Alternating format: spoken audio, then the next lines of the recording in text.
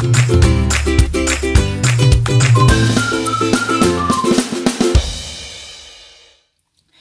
guys, it's Hannah here and welcome to a brand new video on my channel. Thanks for coming back guys. Today I'm going to talk about some of the strangest things that have ever been said to me in conjunction with my autism. Things you definitely should not say to people on the autistic spectrum. Number 1, can she hear me? I was working at a children's nursery quite a few years back now and my boss wasn't particularly a nice girl. She quite literally forced me to start autism through a compulsory health questionnaire that wasn't even compulsory. But like at that time, if someone said this is compulsory, you have to do it, I would think, you know, there's no reason for them to make it up and lie, but obviously there is because they're arseholes. And one day me and my work friends went on lunch and the boss shouted after me, "Hannah, I need to see you at 1 p.m. Which translates into, "Hannah, I want to see you at 1 p.m. for whatever reason." And I turned around and I said, "Alright," or I nodded or smiled or something like that, you know. And she looked at my friends behind me, she said, "Can she hear me? Because she does have difficulties." You what, bitch? Number 2, you don't look autistic.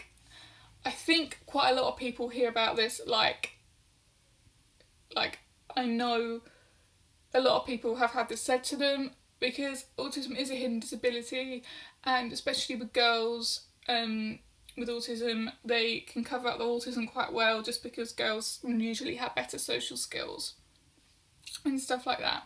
So yeah, you don't look autistic, that's one often. Or normally when I say I have autism, they say, "You won't think it."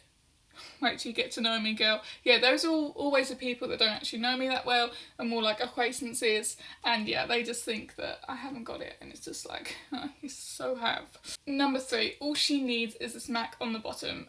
So when I was in year 6, just before I started secondary school, I must have just turned 11, and I went on a thing called School Journey, which is basically a journey away from school. So you go for a week into some crappy British seaside town. I think I went to Eastbourne, and you go like away with the school without your parents for the first time for a week. And my mum was never sure, or my mum and dad were never sure whether I was going to be able to go just because of my difficulties, and I don't really have that many difficulties, but it's quite a good big thing for someone to go away for all that time when they were 11 years old on their own. And you know, the teachers were there but they weren't particularly nice or anything, so you know, you were kind of on your own.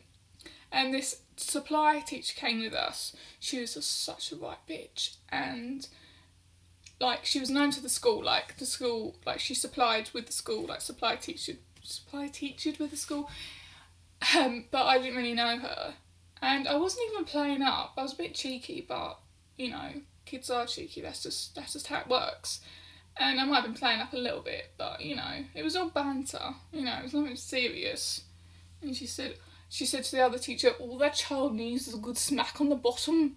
So yeah, obviously, if my mum smacked me, which she has never, maybe I would have turned out a better person in her eyes. But, you know, everyone knows that that's just, you know, a load of shit. And smacking an autistic child is definitely not the best thing to do in the long run.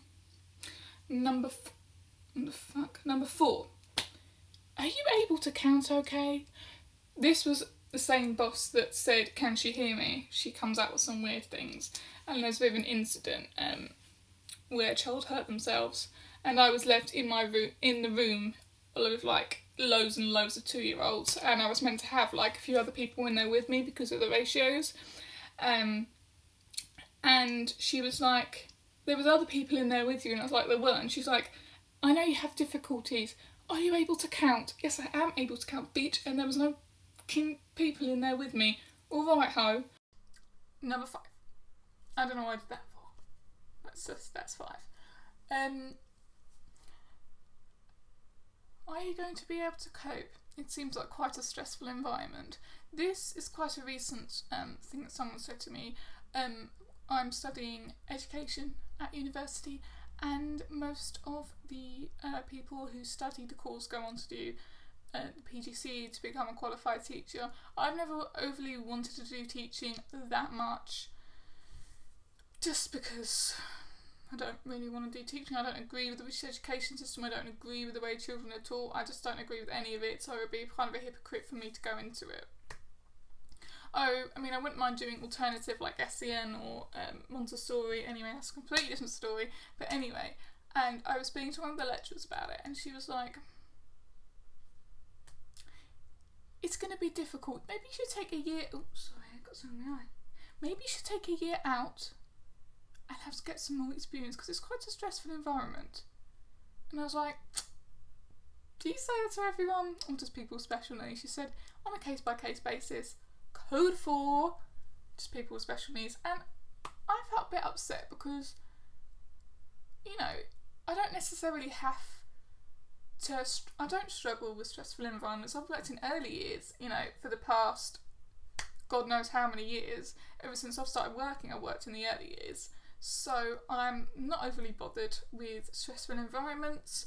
And I think, oh my gosh, I've been in some of the most like crazy, most stressful environments, you know, in the whole world, let's say.